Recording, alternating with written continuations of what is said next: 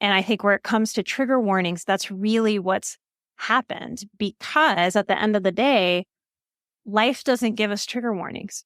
It can't, it won't. And a lot of professionals, I find, pussyfoot around this topic because most of us got into this field because we have big hearts. I think what has developed is that in this realm of let's be respectful around feelings and people's struggles, we have accidentally created a bigger problem, which is now people feel entitled to be handled with delicacy. And that backfires.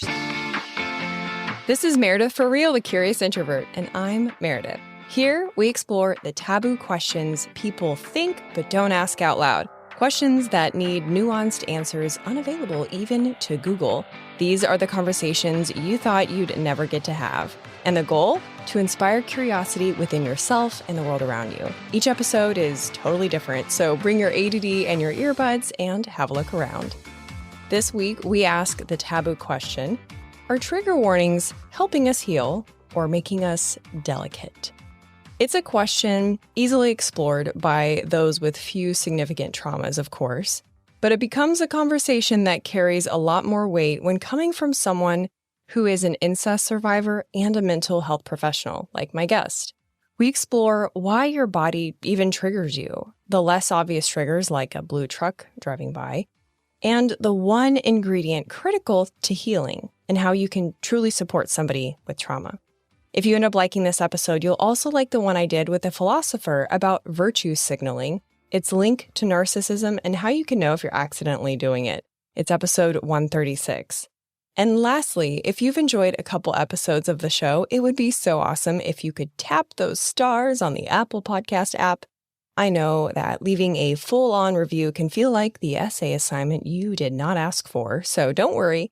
Just leaving a star rating helps a ton. All right, friends, keep it curious. Have you ever watched or heard something that had a trigger warning at the start of it? It might be easier to take a show of hands for those who haven't seen one. Trigger warnings are pretty common practice now, but as the perceived need for their use becomes wider, it's unclear if this is a helpful tool or a practice gone overboard. My next guest is a licensed professional counselor, chemical dependency counselor, and a professional psychotherapist. She's also an incest and abuse survivor. Today, she's going to talk about healing. As we ask the question, are trigger warnings helping us heal or making us fragile? Insightful healer, soulful Sherpa, fellow introvert, and podcaster, Nikki Eisenhower. Thanks for being here.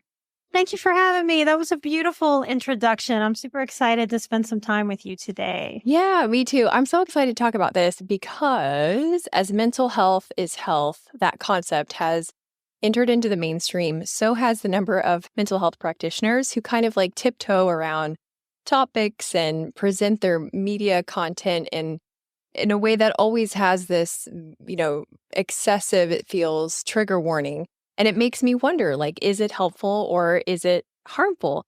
But what I appreciate about your approach to all subjects is that you're just so straightforward. And I think for my audience, that will be a really refreshing way to explore the topic of mental health.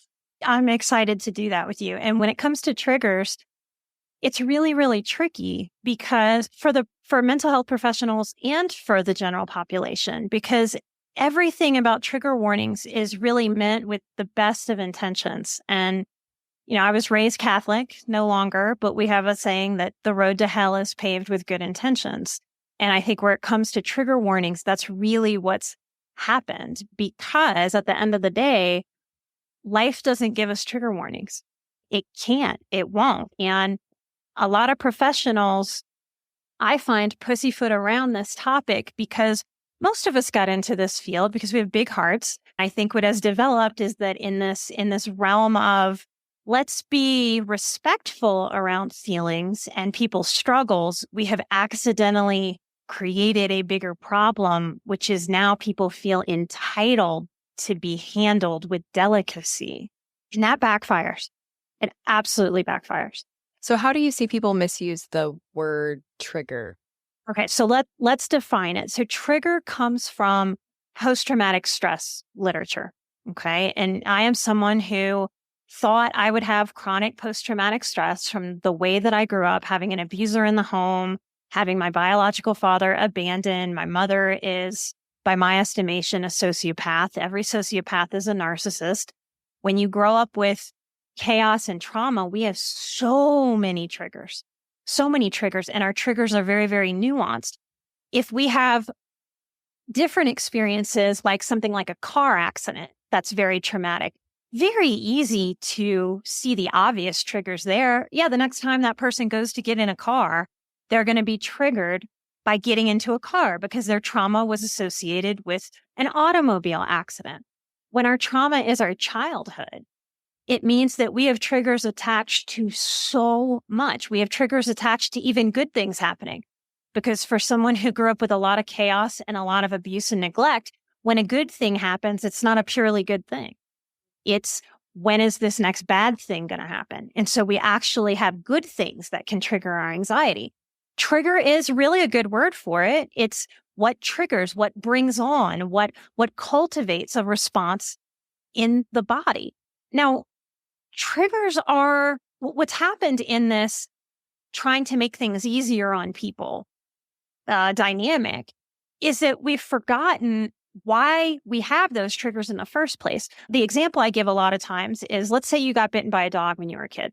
Obvious trigger would be you're scared of dogs. Okay. We all kind of get that. You don't need a psychology degree or in this field to understand that, right? Like that person's going to be a little more hesitant with dogs, maybe have some anxiety response around dogs, unless they really work through making peace with those dogs. That's the obvious trigger. Now, because of how our psychology works, that we are not consciously aware of everything that our minds are picking up. By design, we couldn't be. We would all go nuts. We would all feel fried if we consciously picked up every single thing around us. So let's say if when you got bitten by that dog when you were a kid, let's say a blue truck passed by right when you got bitten. That might be a subconscious trigger. And the triggers are our nervous system associating something dangerous, something scary with a stimuli in an attempt to warn us. So we don't get triggered just to be exhausted and anxious and feel fragile and delicate in the world and exhausted by the world. Those triggers are our own safety system going, hey, girl, a dog has hurt you before. Warning, warning, warning. There's a dog coming. So there's working with those obvious sort of bold-faced triggers. Okay. But there's also the triggers that we're not consciously aware of. So the person that got bitten by the dog and the blue truck passed by right at the moment, our minds will grab a detail like that and log it in because something traumatic is happening. And we'll tell our bodies, oh, this bad thing happened. You got really hurt. And because this is just a warning system of gathering information, for the whole rest of my life, I might feel a little uneasy when a blue truck passes by and never consciously understand why or what that is. So we have to be able to understand triggers and work on triggers consciously. And we also can understand that we may have some subconscious triggers like that truck. We can also have emotional triggers that are very, very hard to nail down. For a lot of highly sensitive people who grew up with neglect or immature parents, one of the triggers is not feeling important. How do you give a trigger warning to somebody about them maybe not feeling important? You can't. Right. So we can only really give the trigger warnings to the big, bold, obvious things like, hey, if you were bitten by a dog, I'm about to bring a big old dog into this room. And so I think we're blurring the line between conscientiousness and trigger warning. If I know you were bitten by a dog and my big 80-pound dog is about to come into the room, as a conscientiousness, I may say, hey, Meredith, I know you're a little iffy about dogs. Like that's a real conscientiousness between two human beings that are caring and compassionate and reasonable with each other. Somehow that has gotten expanded and blown up to where we're harmful people if we don't give that trigger warning. Right. Yeah. And another word that I feel is used very frequently, and I'm not sure to what accuracy, is the word trauma. How do we know if something is actual trauma within ourselves? Oh, it's so interesting you asked me that, because my husband, who produces my show, is asking me to define what trauma is and isn't. And this, again, like triggers, like a lot of things in mental health that I speak on, I don't think that we can nail down the human condition in a finite way, in a way with specifics and testing science, the way that people want, because this human condition is just too complicated. I think one of the worst things to happen to actual real trauma in the past 10 years is that almost everyone online will use the word trauma for anything. Mm-hmm. And in an attempt to be caring and considerate of people who have trauma histories, we have sort of watered it down so much that we're actually disrespecting and disregarding people with actual trauma histories. Oh, wow. Right. That's really younger generation in college. So colleges started doing this trigger warning stuff and started teaching kids in college that they are entitled to a trigger warning, that that's what being a good person is. And what's happened is this vitriol that if you're not doing that, like these people just decided this is the right way. Like I've been in the field of mental health for 17 years. Nobody polled me and asked me, should we have trigger warnings on everything? Because I would have said no, because the intention that paves that road to hell in wanting to take care of that person accidentally entitles that person. It encourages that person to feel entitled to that trigger warning. And then guess what happens when they don't get it? They feel victimized. They feel wounded. They feel delicate. And they feel like the victim of a conversation or a teaching. That is very drama-filled. It's very histrionic. It's very immature. And so I believe part of what we're seeing out there in the modern world is immaturity at a level that we have not dealt with. And this trigger warning stuff, as kooky as it is for me to connect this, I believe it's part of it, because we have generations of children entering adulthood, coming out of college as adults, who feel so delicate that they can't handle what's going on in the world. So I'm a bit miffed at my field for not taking a beat to back step and take this back and go, wait a minute, this is backfiring. We initially started these trigger warnings to try to help people in trauma history, but it's not working. It's making the population more delicate. The truth about an actual trauma survivor is that they're the toughest people you'll ever meet. There's something called trauma informed. It's something that has been taught, very popularized. I don't like it as a trauma survivor. I have been in groups with other professionals and they piss me off because they treat me like I'm delicate. I find it incredibly insulting and dismissive.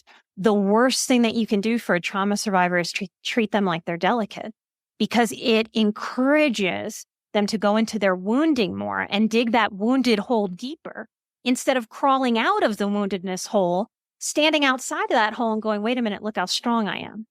When we're trying to define trauma, okay, it's tricky. Okay. Because if I was hurt as a child and sad and my mother just walked past me without looking at me, that's neglect. Neglect is a form of trauma. Now, I'm in my 40s. If 20 people walk past me like I don't matter and they look through me, I want to have cultivated as a healthy adult enough resiliency, enough self-sufficiency, enough not taking other people's actions personally to not have that tear me up. My mother would walk past me and treat me like I wasn't important. Now all these other people are traumatizing me. We have to let go of that. And we have to know that trauma is nuanced and delicate when we're children. Things that would traumatize us at 4 years old and 6 years old and 10 years old, frankly, has no business traumatizing you at 16, 20, 25, 30, and 40. And something is missing in these teachings where I'm seeing people that are 35 that are wounded by things that really, in an age-appropriate way, make sense that would wound them at 6 years old. They have not developed enough resiliency, enough bounce to deal with real life. So how do you help somebody who kind of gets stuck in that 6-year-old mindset, to use your example, mature in such a late stage of life, like in their 30s or 40s and beyond? How can a person make that shift from creating victimhood as a ingrained part of their identity to something that they can look at in almost a third-party lens and build strength from it? So here's what's really tricky and what's really sad. The only people that I can help are people who have insight. When people grab victim mentality, and there's a time and a place, the way that I put it is like in my own story, like Meredith mentioned at the beginning of the show, listeners out there, that I have some severe trauma history. Getting sexually abused by someone who's supposed to be a safe parent in your home is up there on the trauma scale. Okay. There's a time and a place where if we were traumatized, we have to deal with being victimized. But that needs to be a season that we move through and get to the other side of. Part of this trauma warning stuff is teaching people to stay in the trauma. You have to acknowledge being victimized, but you don't want to buy real estate in the victimhood. It's a shitty place to live. It's true. And so we have to know that difference as professionals. And this is a sad truth right now. I would say many professionals in mental health don't know the difference between helping someone get through the victimization phase and they accidentally, in trying to support them, help them buy real estate in that victimhood.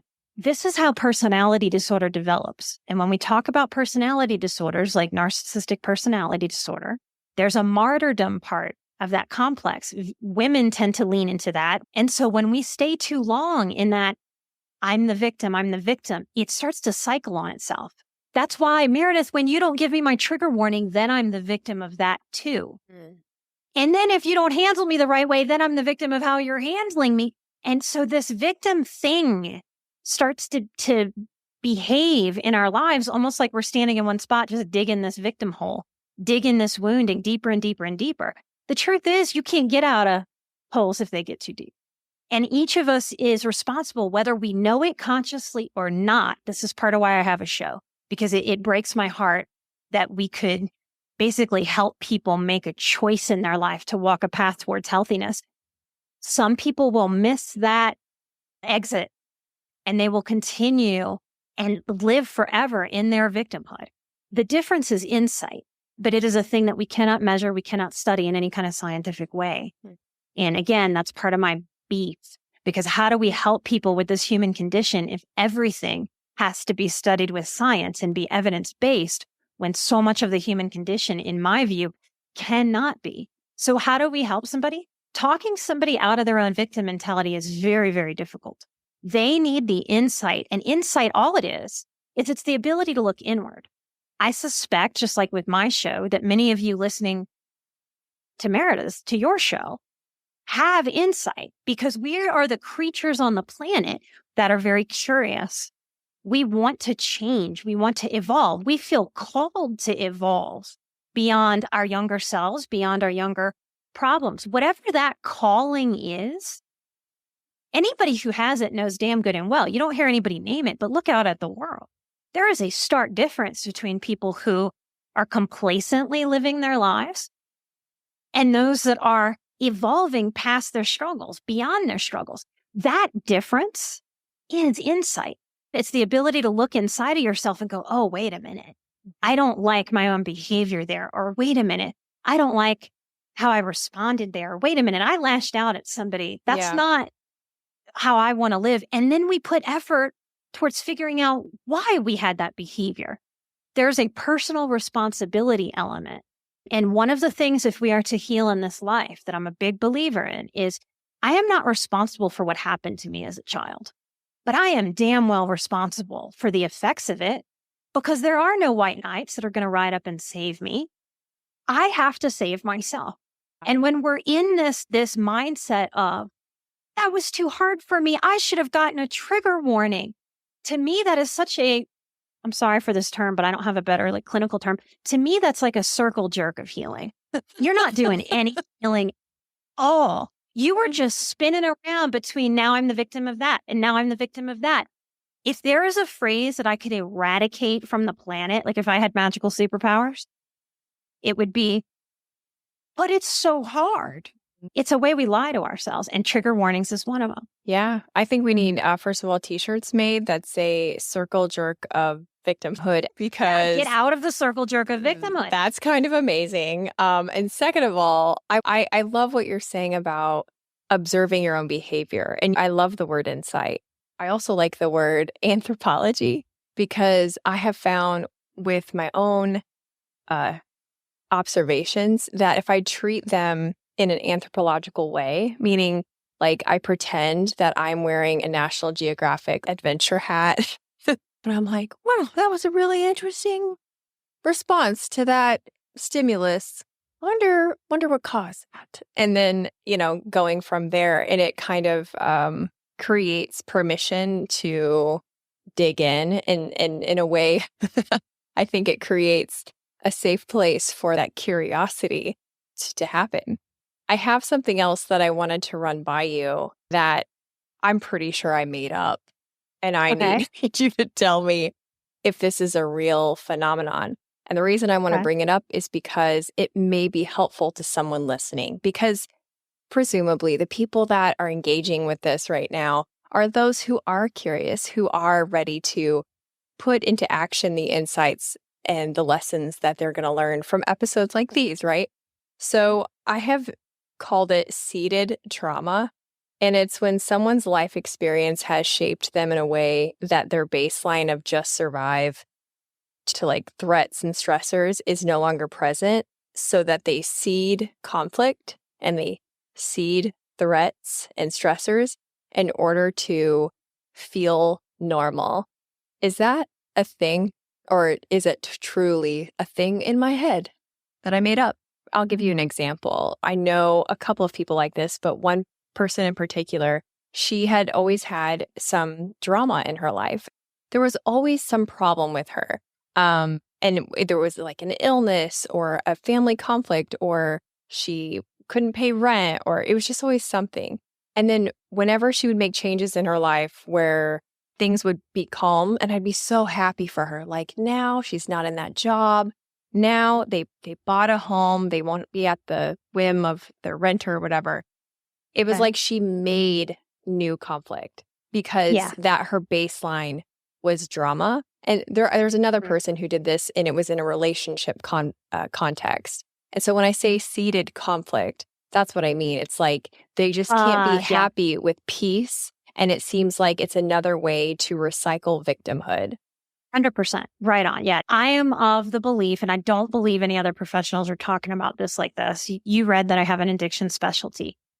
I am of the opinion that the last 20 years of the internet has done this. Plus, if you have childhood trauma, it's like a double whammy. People can be addicted to drama. Mm-hmm. And we are creatures of pattern. And so one of the really sad things, if you come from a dysfunctional family, and I've had to face this in my own life, it is not fun to face it. But if you live in drama every day of your life because of the family you were born into, your system, your subconscious, like I was talking about earlier, we're not conscious of everything, expects drama because that's been the pattern. And we are such creatures of pattern. Like, I know so few people now know how to drive a stick, but like I know how to drive a stick. And if I drive a stick, I drive an old stick, and then I get in an automatic, I know damn good and well I'm in the automatic. I can consciously be telling myself I'm in the automatic car, and my foot is going to reach for that pedal at least 10 or 20 times because my subconscious learns more slowly than my conscious mind. So just because I say, I'm in the different car now, my body, my subconscious is still operating that vehicle that I was driving, even for those few days. That's such a good message for people to be patient with yourself as you cognitively become aware of, the hiccups and the obstacles that are keeping you from total wellness and your operational hard drive from catching up to what your brain knows. And that's part of why people using the word trauma so cheaply is a problem, because it's not just like you were in a car accident and need to like do some phobia work about getting into the car. If you grew up with drama and chaos and instability, your system is likely addicted in a subconscious way to trauma. And if people don't have the insight, there's insight again, to look inward and go, wait a minute, why is there this messed up pattern where I finally get to stable ground and then I make a choice that destabilizes me? What is going on? I don't want that for my life.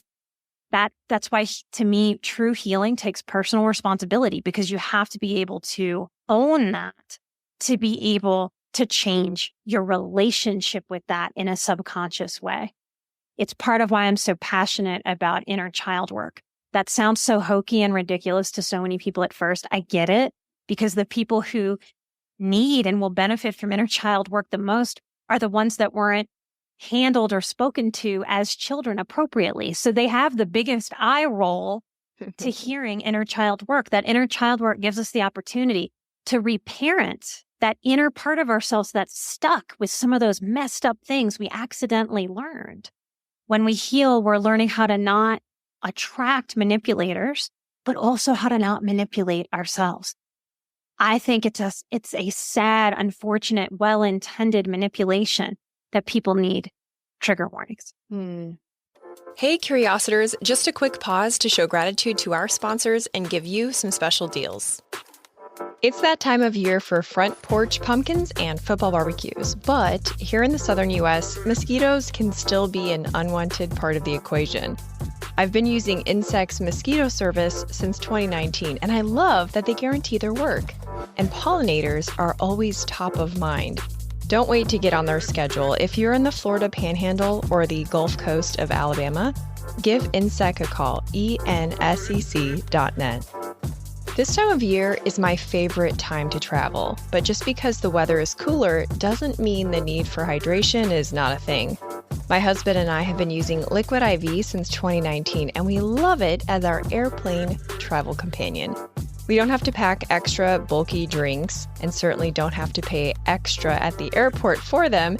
Instead, we just bring a little packet that we can easily put in a water bottle, and it has 3 times the electrolytes of traditional sports drinks. I recommend the strawberry lemonade flavor. Get 20% off when you go to liquidiv.com and use code CURIOUS at checkout. That's 20% off anything you order when you shop Better Hydration today using promo code CURIOUS at liquidiv.com. Don't pick another boring venue for your next work event.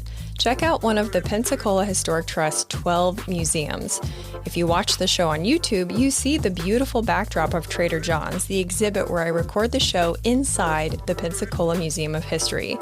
Booking an event with the Trust will not just be memorable for your guests, it will support the efforts to keep Pensacola's historic charm preserved. And if you're planning a trip here and need an indoor activity option, pick up a ticket in person so you can show the agent one of my emails and get $2 off an adult ticket. Learn more at historicpensacola.org. Now back to the show. Remember to stay till the end where I give you a sneak peek of next week's episode.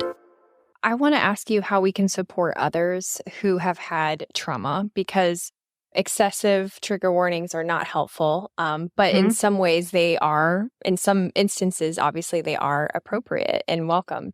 Like one of the reasons that I set you up with the bullets of like your backstory in the intro is because I just, it's like, Nikki, in a 40-minute friendly podcast format, can you please just disclose all of your trauma? Like, that's weird. And so like the real life version of that is when you're talking to somebody and they maybe drop a little crumb of something that is hinting at some trauma. What's the best way in a conversational format to let people know that they have the floor and you're here to support them within keeping inappropriate boundaries and with keeping support of their actual healing and not doing it wrong, basically? How do we actually help each other? Think about beams in a house. There are load-bearing beams and there are support beams, right? There are beams in the house that carry the weight that cannot be removed. Each individual human being out there has got to be their own weight-bearing beam, and you're just the support. So you go into it like it is not your job as a friend or an acquaintance to carry the load for them. It's a load that they have to carry, just like you have your real life grown up, pull up your big girl panties kind of things that you have to carry in your life. And so the idea is not to carry it for the survivor. Okay, so there's that. You're just a support beam. Sometimes survivors, depending on how much healing they've done so far, want their friends or their family members to be the load-bearing beam. When I teach boundaries every October, I teach this. This is my side of the street, you have your side of the street, and when we come together, we overlap. That's true of all people. If we're overlapping and we ourselves have trauma or somebody else has trauma, one of the big tips I can give you is do not have pity. Do not have pity. There's not one human being out there, unless they are a dysfunctional martyr, who wants pity. We want empathy. Look at that person for their strengths. Wow, it's amazing that you've gotten through that. What do you want to share with me about that? Is a very different vibe than, I don't know how you survived that. Gosh, it would just kill me. I'd lay down and die if that happened to me. We have a lot in our society that encourages being the victim. Being the victim is hot right now. I would say it is a cultural trend.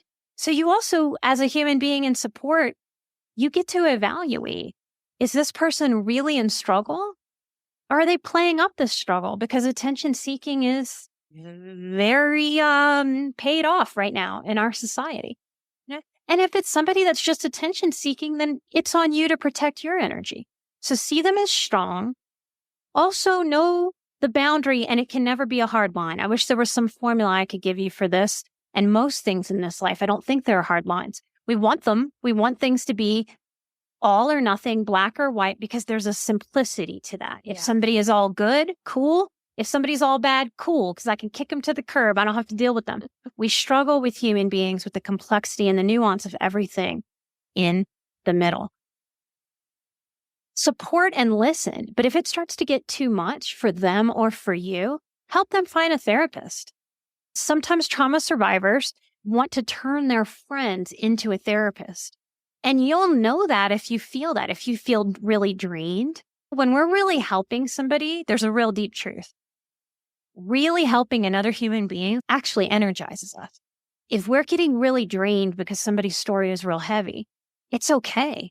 There's a lot that I've had to learn to be able to support trauma survivors without re-traumatizing myself or carrying their pain as my own.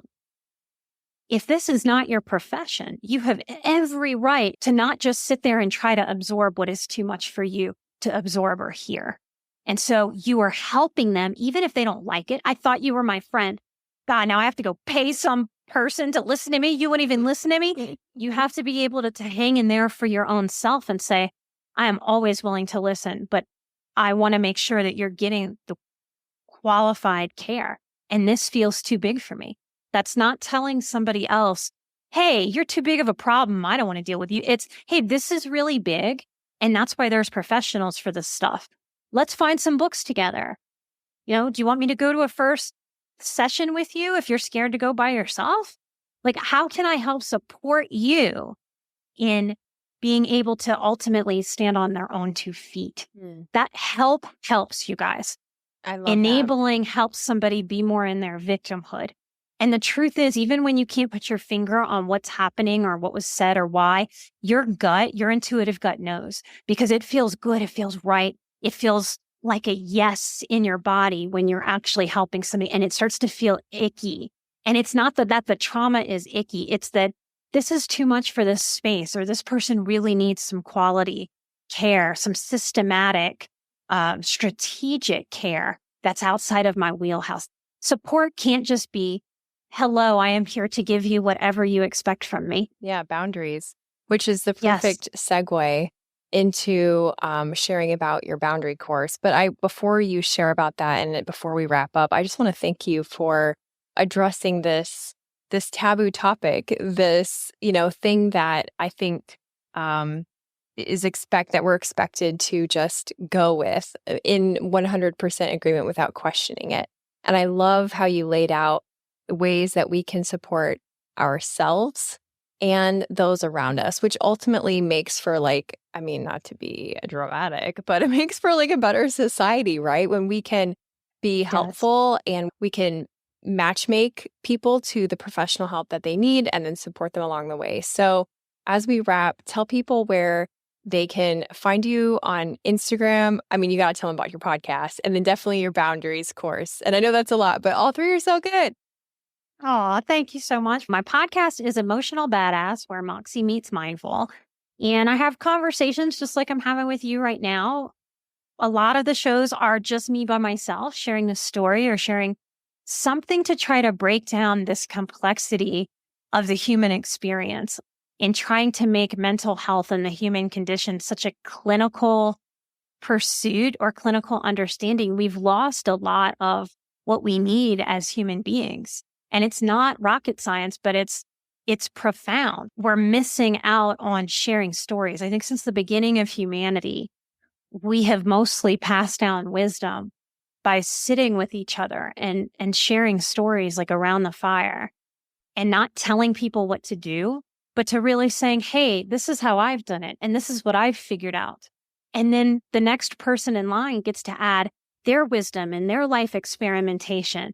And if we embody that more and more and more on the individual level, I am a believer that that's really and truly how we ultimately heal society. So many sensitive people look out at the world and go, oh my goodness, what do I do to fix all of this? And if you let that go and you just look inward, at the end of the day, we aren't broken and we're learning how to navigate more so than fix. The world needs our differences, our individual differences, our quirks. That's kind of what my show is about, is breaking down a little topic and trying to bring more of this nuanced humanity that is just, it's more complex than what we want it to be.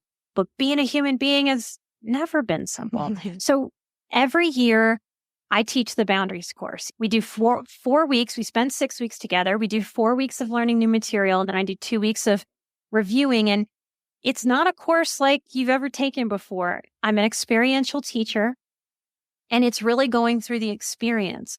One of the most foundational things we can do to understand ourselves, where we start and stop, and other people where they start and stop, so that we can relate with as much clarity and healthiness for ourselves and other people as we possibly can. Part of what I teach you in that course is a lesson I call How to Light Up for Yourself. We have a Triggers is Tricky lesson, because I don't ever want anybody coming to boundaries work thinking, aha, I will let my inner child drive the bus of my life, and I'm going to just have enough boundaries to where I'll never get triggered again. It's actually the opposite. When we learn that we get to lean into our triggers. Hey, that blue car that used to freak me out, and I don't exactly know why, but my subconscious picked it up when that dog bit me when I was 11. I'm going to lean in. I'm going to look at every blue car that passes me. I'm not going to have that weird feeling about a blue car for the whole rest of my life. I'm going to look at every blue car as an opportunity to go, hey, blue cars are totally neutral for me, until blue cars actually start to feel neutral for you. We have so much power to not avoid our triggers, but to transform our relationship with them. And that is freedom. That is true healing. It's part of what I offer you in that course. I want you to not just learn like you would from a book. I want you to experience what I have laid out for you in this Boundaries course, so that you have the art form of communication inside of you. For boundaries or good mental health, it's about you embracing this work as an art form, and you get to be the artist in your own life. If that interests you, if the way that we've had a conversation today interests you, just come check me out. Really, your gut will know if you're meant to spend some time with me and learn. And if it's a no for you, cool, go do your thing. But if it's a yes, I would love to meet you in October. And where can they find you? Where can they find the course? You can find me at emotionalbadass.com. You can find the Boundaries course at that address, emotionalbadass.com/boundaries. You can sign up. We have a code for you to get a special discount, just Meredith's listeners. So if you're out there and you're a big fan of this lovely woman who does this amazing show, it's just Meredith, and you'll save $100 off the course. And there are payment plans, and that's important to me. I try to keep the cost of what I'm doing low and offer it to more people out there, because I really do want to spread this healing knowledge as far and wide as I can. And that's part of what the podcast and these types of interviews do for me. So you'll learn a lot about me if you come hang out with me, and what has gotten me to a life where I no longer have post-traumatic stress. And it's from this foundational boundaries work. I try to give you my all. So come find me. Emotional Badass is the easiest. Emotional Badass is the way to find me. And light and love. Thank you, Nikki. This was awesome. Thank you so much for having me. I'm always willing to talk about anything you would like. Thanks for listening. If you liked this episode, you'll also like the one I did with a philosopher about virtue signaling. It's linked to narcissism and how to know if you're accidentally doing it. It's episode 136. And they say word of mouth is still the best way to grow a podcast. So since you made it this far, now is a great time to take a screenshot and share about it on social media. Be sure to tag me. I'm at Meredith for Real. Stay tuned next week when I talk with a wellness entrepreneur about how your body could have a secret wellness manual hidden in your DNA.